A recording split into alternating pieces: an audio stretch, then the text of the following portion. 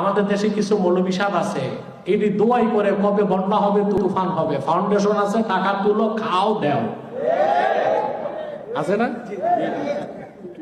এটা এক ধান্দা।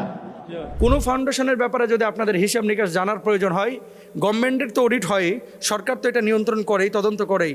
আপনারা ব্যক্তিগতভাবে হিসাব একজন ফাউন্ডারকে, ফাউন্ডেশনের কর্ণধারকে চাইতে পারেন যে আপনি হিসাব দেন। এটা ওপেন চ্যালেঞ্জ থাকলো, হিসাব দেওয়ার জন্য আমাদের সৎ সাহস আছে। কিন্তু আপনারা আরেকটা চ্যালেঞ্জ গ্রহণ করেন, আপনাদের দরবারের হিসাবগুলো এভাবে ওপেন করেন। গত এক বছরে কত টাকা ইনকাম হয়েছে, কোথায় কোথায় আপনারা খরচ করেছেন, ডেকগুলোর হিসাব আপনারা দেন। মাজারে যেই ডান বক্সগুলো আছে এগুলোর হিসাবগুলো আপনারা দেন। যে জনৈক পীর সাহেব তিনি একটি ফাউন্ডেশন এবং ফাউন্ডেশনের কর্মকর্তাদের ব্যাপারে বেশ কিছু প্রশ্ন ছুড়ে দিয়েছেন। আপনি নিজেও একটা ফাউন্ডেশনের চেয়ারম্যান, এবং অন্যান্য ফাউন্ডেশন নিয়ে তার যে বক্তব্যগুলো, এগুলো কি সঠিক? যেহেতু আপনারা মাঠে ময়দানে কাজ করছেন, তার প্রত্যেকটা কথার যদি জবাব দিতেন সাধারণ মানুষের জন্য উপকার হতো, না হলে মানুষ ভুল বুঝতেছে। যেহেতু তিনি নাম মেনশন করে নাই, কোন পীর সাহেব এটা আপনারা বুঝে নেন, আমি তার নামটা উল্লেখ করতে চাই না এখানে। তবে একটা কথা বলতে চাই, না জেনে কারো ব্যাপারে কোনো কথা বলা শরীয়তের দৃষ্টিতে এটা কিন্তু সম্পূর্ণ রূপে নিষিদ্ধ এবং হারাম কাজ। আল্লাহ তাআলা কি বলছেন কোরআনুল কারিমে? আল্লাহ বলছেন, ইয়া আইয়ুহাল্লাযীনা আমানু ইজতানিবু কাসীরাম মিনায-যন্ন ইন্না বা'দায-যন্নি ইসম ওয়া লা তাজাসসাসু ওয়া লা ইয়াগতাব বা'দুকুম বা'দা। অধিক ধারণা থেকে বেঁচে থাকো, নিশ্চয় কিছু ধারণা গুনাহ। তোমরা একে অপরের গুনাহ গোপন বিষয় অনুসন্ধান করো না, এবং কেউ কারো গীবত পরনিন্দা করো না। যেই পীর সাহেব এ কথা বলেছেন, উনি পরবর্তীতে বলেছেন যে ক্ষোভ থেকে বা মুসলিমরা সেই প্রতিষ্ঠানে গিয়েছিল, সেখানে সাহায্য করা হয়নি, এই হিসাবে তিনি এই প্রশ্নগুলো ছুড়েছেন যে এই প্রতিষ্ঠানের কর্ণধার তারা করেন কি, এবং এরা চাই যে বন্যা আসুক, আসলে আয়েগা খায়েগা, তারপরে কিছু বিলায়েগা, তাই না, বন্টন করবে আর কি। মানে বন্যা আসুক, কাফন বিক্রেতা যেমন সবসময় চায় যে মানুষ মরুক, তাহলে কাফন বিক্রি বাড়বে। তো বন্যা যারা চ্যারিটি কাজ করে, ফাউন্ডেশনে কাজ করে, এরা চায় যে হচ্ছে সিডর আসুক, আইলা আসুক, বন্যা আসুক, তাহলে কী হবে, কিছু আর্ন হবে, কিছু বিতরণ হবে, কিছু খাওয়া দাওয়া হবে। এই কথাটা যদি তিনি বুঝে শুনে ইন্টেনশন এভাবে নিয়ে বলে থাকেন, তাহলে পরিপূর্ণভাবে না জেনে তিনি অপবাদ দিয়েছেন, কারণ তিনি চ্যারিটি ওয়ার্কারদের অন্তরের খবর জানেন না। আমি ওনাকে বলতে চাই, যিনি এই কথা বলেছেন, আকাশে যখন হেলিকপ্টারে ওড়েন, কালো চশমা থেকে দুনিয়া দেখা, চকবাজার, গুলিস্তান, ইসলামপুরের এই যে শ্রমজীবী মানুষ যাদের গাটা ঘামে ভিজে থাকে, এদের চোখ দিয়ে দুনিয়া দেখা দুইটা কিন্তু দুই জিনিস। আপনি মাঠে নামেন তাহলে বুঝবেন দুনিয়াটা কত কঠিন, দুনিয়াটা কত কঠিন। মাঠে নামেন তারপরে বুঝবেন। এই যে মোবাইলটা, আপনারা যদি কেউ আসেন সামনে আমার কাছে দেখতে পারেন, গত দুই দিনে প্রায় 900 ফর্ম আসছে আমার কাছে শুধু কর্মসংস্থানের জন্য। এই যে একটু আগে একটা মানুষ এসে কাঁদতেছিল, আপনারা নিজেরাও দেখেছেন। 900 মানুষ শুধু ফর্ম ফিল আপ করেছে যে আমাকে একটা কাজ দেন, আমি বেঁচে থাকতে চাই, আমাকে শুধু একটা কাজ দেন। এমনও ঘটনা পেয়েছি, 3 ভাই বেকার, প্রতিবন্ধী, ডিজেবল, একজন বিষ খেয়ে মারা গেছে, আর 2 জন অপেক্ষমান আছে। কয় যদি মরাটা গুনাহ না হতো তাহলে আমি মারা যাইতাম।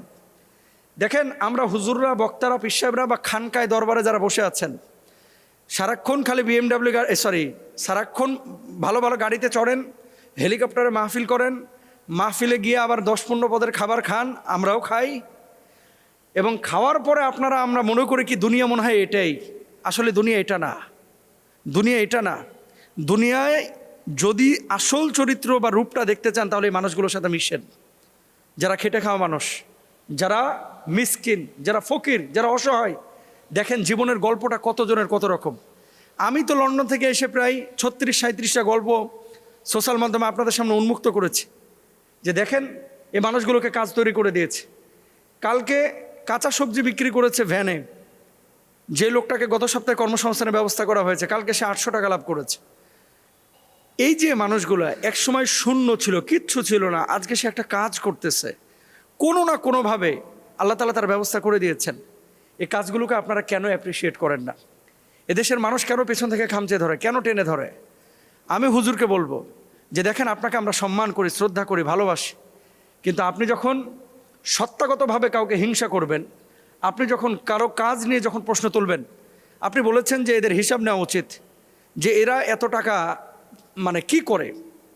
অডিট করা উচিত। আপনার হয়তো বা জানা নাই, আমরা যখন ফাউন্ডেশনের পারমিশনগুলো নিয়েছি মেমোরেন্ডামে কমিটি করে সরকারের সমস্ত শর্ত শারায়েতগুলো পূরণ করার পরে, গভর্নমেন্টে আবেদন করার পরে, তদন্তের পরে কিন্তু ফাউন্ডেশনের অনুমোদন হয়। আপনার হয়তো বা জানা নাই যে ফাউন্ডেশনের প্রত্যেকটা পয়সার অডিট হয় এবং সরকার থেকে এগুলো তদন্ত করে, কিন্তু দরবারের অডিট কিন্তু হয় না। আমরা সরকারের কাছে বলবো প্রত্যেকটা খানকার এবং দরবারের টাকাগুলো কোথায় যায় এগুলো ফাউন্ডেশনের মতো অডিট করেন, এগুলো দরকার আছে। কেন বারবার শুধু দেখবেন এই দেশে যারাই মানুষের জন্য কাজ করে এরাই পরবর্তীতে হামলা মামলার সবচেয়ে বেশি মুখোমুখি হয়। আর তারা ইন্টেনসিভ কেয়ার ইউনিটের মধ্যে থাকে, তারা কারা? যারা গোলালু মার্খা, এরা কোনো সংঘাতের মধ্যে নাই, এরা কোনো সংগ্রামের মধ্যে নাই, এরা নিজে খাচ্ছে, দাচ্ছে, ঘুমোচ্ছে, দুনিয়াটাকে আপনার ব্যবহার করছে, তারপরে একসময় এরা আবার প্রশ্ন তুলতেছে যারা কাজ করতেছে। যেই প্রতিষ্ঠানের ব্যাপারে কথা বলা হয়েছে, লক্ষ লক্ষ মানুষের কাজের ক্ষেত্রে তারা চেষ্টা করতেছে। হ্যাঁ, ইন্টেনশন যদি তাদের খারাপ হয়, আপনি দোয়া করেন আল্লাহর কাছে যেন আল্লাহ তাআলা তাদেরকে ধ্বংস করে দেয়। আল্লাহর কাছে বলেন, যেহেতু আপনার কাছে কোনো ডকুমেন্ট নাই, আপনি ডকুমেন্ট ছাড়া কথা বলছেন কেন? যদি ডকুমেন্ট থাকতো আপনি কথা বলেন। এ কথাগুলো দুঃখ নিয়ে বলতেছি।